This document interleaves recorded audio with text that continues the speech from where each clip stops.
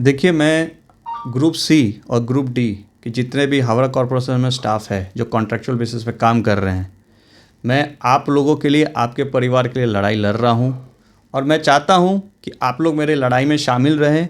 अगर सामने आ सकते हैं मेरे साथ लड़ने में तो आएँ, और नहीं आ सकते तो इंटरनली वीडियो को शेयर करें, लोगों तक पहुंचाएं कि आवाज़ ये जो वीडियो, ये आवाज़ हमारे मुख्यमंत्री तक पहुंचे, माननीय मुख्यमंत्री तक पहुंचे और हम लोगों को कोर्ट का रास्ता देखना ना पड़े और काम हो जाए। अगर ऐसा नहीं होता है तो मैं आप लोग के साथ खड़ा हूँ, मैं कोर्ट तक जाऊँगा और आप लोग का हक का जो भी पैसा मिलना है वो लेके आऊँगा। तो आप देख रहे हैं नेशन किंग समाचार, और समाज सेवी के नाम से जाने वाले अमन श्रीवास्तव ने जो कहा, मैं उनसे समर्थन में हूँ। क्योंकि अगर कभी किसी को अगर उनका सैलरी रोक लिया जाता है या उसका सैलरी आधा पे होता है, तो सबसे पहले हमारे देश के जो यहाँ का जनता है और हमारे नेता, उनको ये चीज़ का मालूम होना चाहिए कि एक परिवार में एक बच्चा पढ़ाई भी करता है, उसका पढ़ाई में खर्चा भी है, जिसमें दवा भी है। तो मैं एक बार अपने चैनल के मार्फत से हमारे मुख्यमंत्री से अनुरोध करना चाहूँगा कि हावड़ा कॉरपोरेशन में जो करप्शन चल रही है इस पर ध्यान दें। पब्लिक को आप अपना नाम बताएं। मेरा नाम अमन श्रीवास्तव है, मैं 29 नंबर वार्ड हावड़ा रमेशामले में रहने वाले एक निवासी हूँ। सर, तो आज जो हम लोग आए हैं यहाँ पर, आज मेन मुद्दा क्या है और इसका मेन पर्पस क्या है?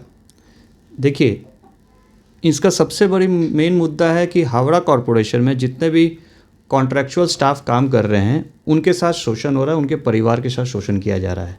और ये काम हावड़ा कॉरपोरेशन के अधिकारी कर रहे हैं जो परमानेंट में जॉब करते हैं। इनका शोषण कैसे करते हैं ये लोग कि 1 मार्च 2024 में नबन्नों से, जो बंगाल सरकार जहाँ पे हमारी माननीय मुख्यमंत्री बैठती है, वहाँ से एक नोटिफिकेशन इशू होता है कि जो भी कॉन्ट्रैक्चुअल स्टाफ सरकारी विभाग में काम करेगा उसका एक सैलरी तय किया जाता है कि 10 साल होने के बाद इतना मिलेगा, 15 साल 5 साल होने के बाद इतना मिलेगा, 15 साल होने के बाद इतना मिलेगा। और ग्रुप सी और ग्रुप डी के लिए वो तय किया जाता है। लेकिन आज देखिए, अभी 15 नवंबर 2025 चल रहा है, आज तक वो नोटिफिकेशन सिर्फ कागज़ पे ही है। हावड़ा कॉरपोरेशन में 1400 कॉन्ट्रैक्चुअल स्टाफ काम कर रहे हैं, किसी को भी उस नोटिफिकेशन के हिसाब से वो तनख्वाह या वो सैलरी या वो रेम्यूनरेशन उनको नहीं मिले जा रहा। आखिर इसका जवाब कौन देगा? तो मैं आपको यहाँ से एक छोटा सा सवाल पूछ रहा हूँ। आपने बोला 2024 में एक नोटिफिकेशन इशू किया, हमारे नबन्नों से आया हो, तो नोटिफिकेशन इशू होने के बाद वो कितना दिन के बाद लागू होती है? उसे नेक्स्ट फाइनेंशियल ईयर में ही लागू कर दिया जाता है। मान लीजिए 1 मार्च 2024 में अगर वो नोटिफिकेशन आया है तो 1 अप्रैल 2024 के नोटिफिकेशन में उसको लागू कर देना चाहिए था, बट अभी तक उसको लागू नहीं किया गया। 1 साल 1.5 साल हो चुका है, और अगर नोटिफिकेशन इशू हुआ है तो ज़रूर उसके लिए फ़ंड आ रहा होगा। अगर फंड आ रहा है और 1400 एम्प्लॉयज़ को नहीं मिल रहा है जो कॉन्ट्रैक्चुअल स्टाफ है, तो वो पैसा जा कहाँ रहा है? तो आप देख रहे हैं कि कॉन्ट्रैक्चुअल सी ग्रुप और डी ग्रुप के लिए जो फंड पास होता है वो आता तो है, लेकिन वो 1400 परिवार वाले में जो काम करने वाले उनको सी ग्रुप और डी ग्रुप का फंड अभी तक नहीं मिला है। सर, इस पर और कुछ ज़्यादा जानकारी पब्लिक को दिया जाए। देखिए, आप देखिए, ग्रुप सी और ग्रुप टी में जितने भी स्टाफ है वो लोग क्लर्कल जॉब करते हैं। बहुत जन, आप देखिएगा, ट्रेड लाइसेंस के लिए जो वेरिफिकेशन जाते हैं लोग, वो सब स्टाफ्स होते हैं। कुछ कर्मचारी होते हैं जो हमारे स्वीपर्स होते हैं। आज उनका पैसा भी अगर नोटिफिकेशन के बाद भी नहीं दिया जाता है तो बहुत दुख होता है।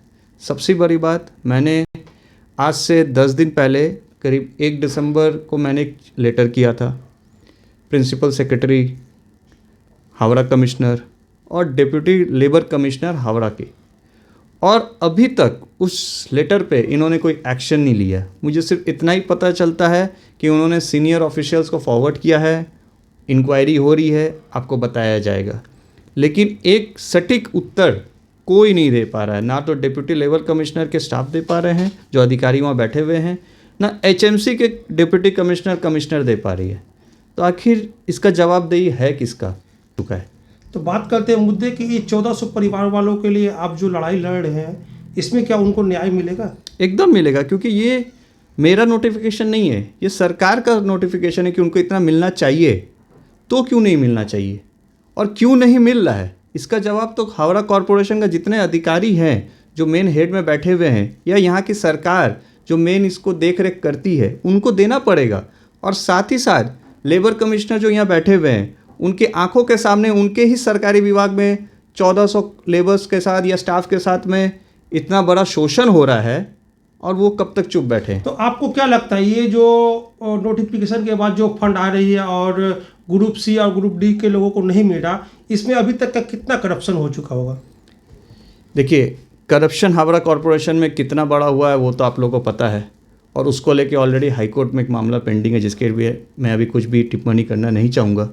और करप्शन को लेके जब आप लोगों के सामने आएगा तो अपने आप सामने आएगा कि कितना करोड़ का घोटाला इन लोगों ने किया है। लेकिन मैं एक ही चीज़ कहना चाहता हूँ, अगर 1 महीना के अंदर में वो नोटिफिकेशन हावड़ा कॉरपोरेशन लागू नहीं करते हैं और उनके स्टाफ को नहीं देते हैं तो आने वाले 1 महीना के बाद हम लोग रास्ते पे भी उतरेंगे और हाई कोर्ट भी जाएंगे उनके लिए, क्योंकि उनका हक उनको मिलना चाहिए।